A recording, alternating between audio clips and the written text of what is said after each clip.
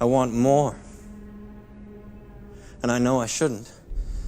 Stellaris Patch 3.9.3 has just dropped. This isn't just a hotfix, we're not just fixing a few bugs. We're actually changing some core components in the game. Vassal spamming is somewhat dead now, habitats have been nerfed just a little bit, it's actually quite unpleasant, and we've got a host of other changes coming as well. I'm going to go through everything coming in this new patch, which you can actually download right now by updating your Stellaris game on Steam. And while you wait for that download, why don't we go through every change coming in the latest patch, Stellaris 3.9.3. Let's take a look at what's changing with balance. First off, AI empires are more likely to seek a federation if their rivals are also federated. That should cause more federations of equal members to form in the galaxy. Federations, except for hegemonies, now default to not permitting subject members. That means in the laws for Federation, the default will be set to not allow subjects to automatically join. As the AI doesn't generally tend to mess around too much with these defaults, this should mean we see far fewer federations that are bloated thanks to vassal spam. Speaking of vassal spam, having less than 50 trust with an empire imposes a -100 acceptance to them becoming your subject or overlord. So you will have to spend time building up trust before you can get someone else, another empire, to become your subject or your overlord. The same will be true for the AI, so it should take much longer before we start seeing the vassal spam blobs that we have been seeing in the game. It also means that the empires will have to go through a more formal process. You'll have to set up the right agreements, building up trust over time, before finally one empire says to another, hey, you know what? Wouldn't it just be better if you pushed all of the buttons? We are very hopeful, I definitely know EP30 is very hopeful that this means AI vassal spamming and the player's vassal spamming should be definitely limited, if not entirely dead now. Hydroponics designation on habitats now swaps all jobs on the housing district for farmers. That should mean it's much easier to build a farming habitat, and you know what, even though I hate food most of the time, except for when last week the farming lobby had a gun to my head, I think this is a good thing overall. They've increased the importance of being more powerful than your vassal for loyalty purposes. This means you will need to have more fleets in order to maintain, I'm assuming, not just the one vassal, but all of the vassals you have across the board, somewhat like the mechanic in EU4 where it compares the overall power level of the overlord to the combined power levels of all vassals. Insulting someone will decrease their trust of you by 5. They have rebalanced the requirements for diplomatic treaties to now require trust, or there is that, I believe, diplomacy tradition that allows you to bypass certain requirements like needing an embassy or other such things, but we'll get to that hopefully later. They've reduced how excited subjects get about things like shared sensors. Damn it, I loved giving subjects shared sensors. That really actually helped with my contracts. It's a shame they're removing that. They've reduced the effect differing war philosophies has on Federation acceptance. That's great, because actually, the war philosophy thing was so annoying. It meant that you found it super difficult to form federations because there would be this massive penalty from an apparent difference in war philosophy, let's say between defensive and liberation. I mean, come on, those two are almost the same. And unrestricted and liberation are very similar as well. It was annoying that most federations, especially AI federations, could be hampered by having a massive negative penalty for acceptance there when trying to form a fed. That was a bad thing, definitely. The developers have removed the ability to trade favors entirely. This means that no longer can you simply give out your own favors in exchange for resources or give out your own favors in exchange for more opinion. The only ways to get favors are now through the traditions and espionage actions. I think that's a very good choice. Favor trading was honestly very scummy, and I'm glad they've gotten rid of it. They have removed, and this one here hurts very much for anyone that likes playing with habitats, they have removed the plus 10% districts on habitats from technologies and traditions with plus 1 districts on habitats. They have replaced the upgrade habitat decisions with checks for habitat capital level instead. Let's look at those two here. So, plus 10% districts on habitats from technologies and traditions was massive. There was an Ascension perk granting that. There were also technologies granting that. Stacking that up, that could be plus 30%, plus 40%, I believe, is kind of the maximum you can get to here from Ascension perks, traditions, and technologies. Now it's just plus 1 district. That means instead of being able to get, say, plus 8 districts, you're now only able to get plus 4. That's a 50% decrease. Honestly, I don't know why this was necessary. It was great having massive habitat-like complexes much later on in the game after you have all of the tech, etc. This was not an issue. I'm really confused as to why they've removed this plus 10% districts and replaced it with just a measly plus 1. Plus 1 is not worth an Ascension perk. Yes, there are other bonuses in the Ascension perk as well, but plus 1 is not the same as plus 10, and I'm deeply upset. They've replaced the upgrade habitat decision, as I said, with checks for habitat capital level instead. That is interesting. So now, instead of having a decision to upgrade it, it's just based on the capital building of the habitat. As long as you upgrade that one, then you get the bonuses. I am in favor of that change because that means we don't have to do the cumbersome upgrade habitat decision. There is still a lot of micromanagement when it comes to habitats. We have to micro placing down all of the orbitals, we have to micro each habitat to click the upgrades on it, etc. Removing micromanagement where it's not necessary, where it's just bloat, I'm all in favor of. The Intimidation Menace perk now allows you to ignore diplomatic requirements for proposing subjugation. So, if you have become the Crisis, you can basically ignore all of those things we talked about with Trust earlier because you can bully other empires into submission. I'm all in favor of that one.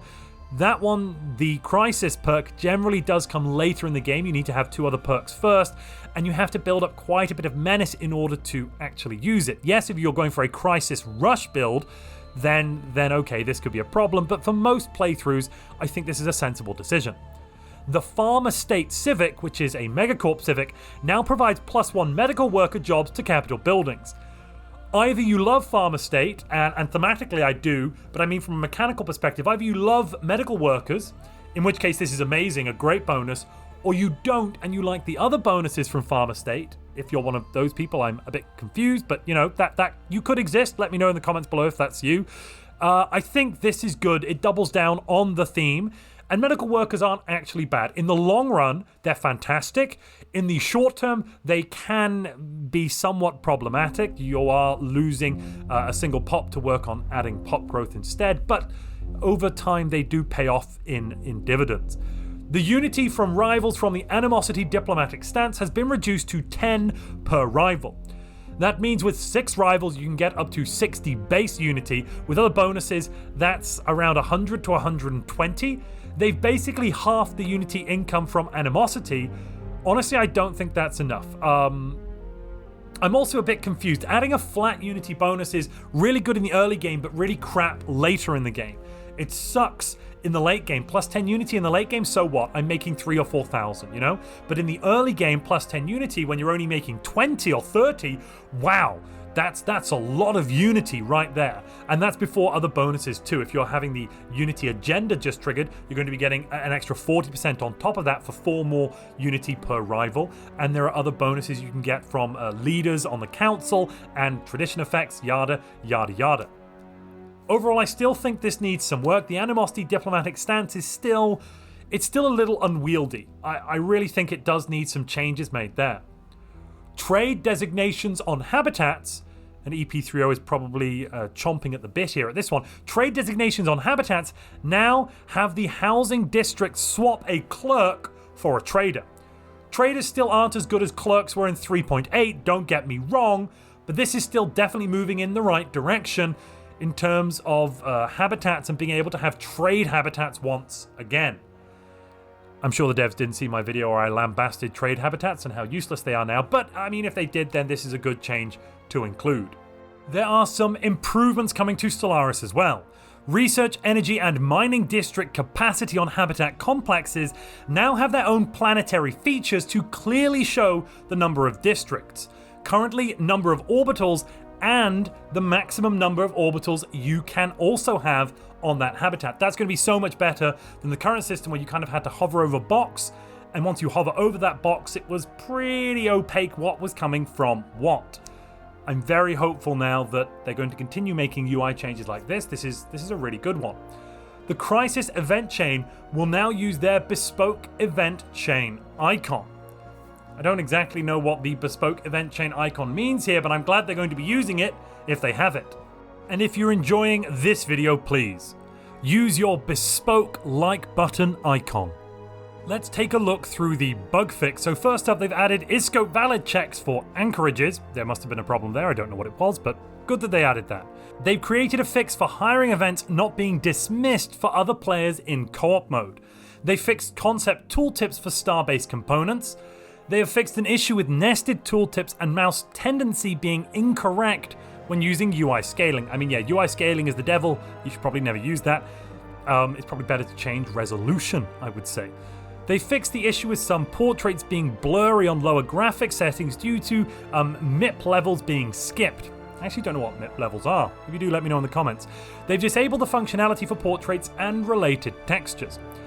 They fixed the node culling gateway leading to an unlocalized string. That's very bad. Good they fixed that. They fixed the Tianki occasionally not spawning correctly at the start of a fruitful partnership playthrough. Fruitful partnership playthrough. Try and saying that 10 times faster.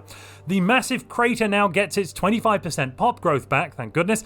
Restoring the payback habitat when your homeworld is a moon now grants a minor orbital instead of a major orbital.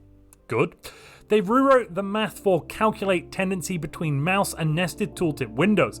This should fix an issue with tooltips below and above mouse cursors behaving somewhat differently. They've stopped the interactions allowing multiple Gaia Cedar buildings on a planet. Excellent, that was a silly bug, I'm glad that's gone.